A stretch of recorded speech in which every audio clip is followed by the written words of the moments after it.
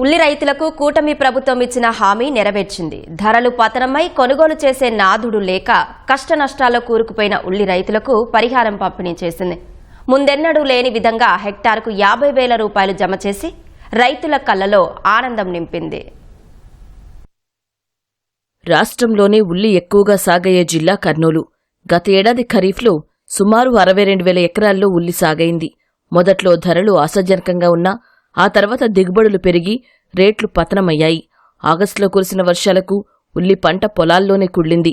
రైతులు తీవ్ర నిరాశలో కూరుకుపోయిన వేళ ప్రభుత్వం కింటాకు 1,200 రూపాయల మద్దతు ధర ప్రకటించి నేరుగా ప్రభుత్వమే ఉల్లిని కొనుగోలు చేసింది. రైతుల ఆవేదనను పరిగణలోకి తీసుకున్న ముఖ్యమంత్రి చంద్రబాబు ఉల్లి రైతుకు హెక్టారుకు 50,000 రూపాయల చొప్పున పరిహారం ప్రకటించారు. ఆ మేరకు మంత్రులు అచ్చెన్నాయుడు, టీజీ భరత్ కర్నూలు జిల్లా కోడుమూరులో పరిహారం అందజేశారు. కర్నూలు, కడప జిల్లాల్లోని 37,752 మంది రైతులకు 128,33 లక్షల రూపాయలను సంబంధిత రైతుల ఖాతాల్లో జమ చేశారు. దీనిపై రైతులు హర్షం వ్యక్తం చేశారు. ఉల్లి రైతులను ఆదుకోవాలని చెప్పి ఈ రాష్ట్ర ప్రభుత్వం ఒక హెక్టార్కి 50,000 రూపాయలు కూడా ఇస్తుంది. నారా చంద్రబాబు నాయుడు గారికి, అచ్చెన్నాయుడు గారికి కూడా ధన్యవాదాలు తెలియజేస్తా ఉన్నాం.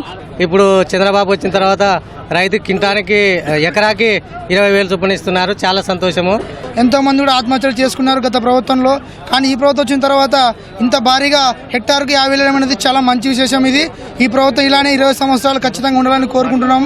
ఉల్లి రైతులని ఇబ్బంది పడకూడదని చెప్పి ఆవేదంతోనే రైతులను కాపాడిన కోరికతోనే ఒక హెక్టార్కు 50,000 చొప్పున వీళ్ళు ఈరోజు హామీచ్చి ఈరోజు అకౌంట్లోకి వేయడం జరిగింది.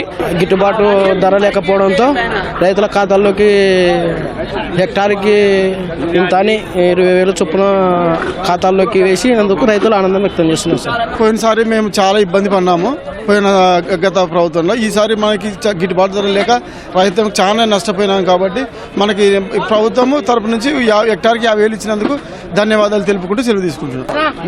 ఈ సంవత్సరం మాకు రైతులకి న్యాయం చేశాడు చంద్రబాబు నాయుడు.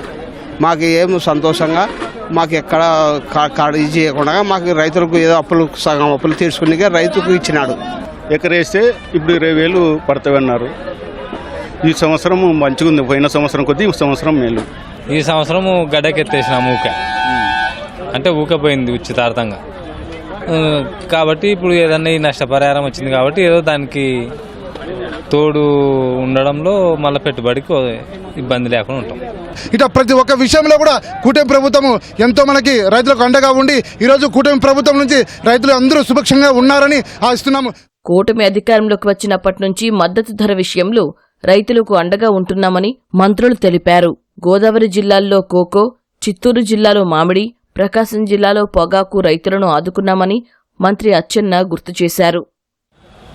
ఆలస్యమైనా సరే మొన్న కేబినెట్లో మళ్ళీ చెప్పాను సార్, ఉల్లి రైతులకి హెక్టార్కి 50,000 ఇస్తామని చెప్పాం.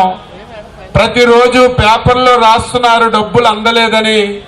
కొంతమంది దుర్మార్గులు దీన్ని రాజకీయం చేస్తున్నారంటే రెండో మాట అనకుండా ఫైనాన్స్కి ఆదేశాలు ఇచ్చి ఇమీడియట్ గా 130 కోట్లు మంజూరు చేసినటువంటి చంద్రబాబు నాయుడికి మనందరం జీవితమంతా రుణపడి ఉండాలని చెప్పి మీ అందరికీ తెలియజేస్తున్నాను.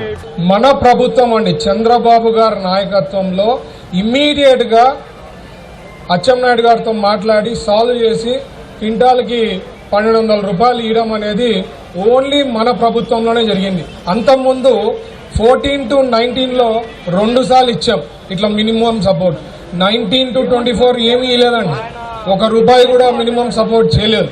పార్టీ ఓన్లీ డ్రామా తప్ప రియాలిటీ ఎప్పుడు ఏది కూడా ఇంతవరకు కూడా వాళ్ళు అనలైజ్ చేసుకోలేకపోతున్నారు.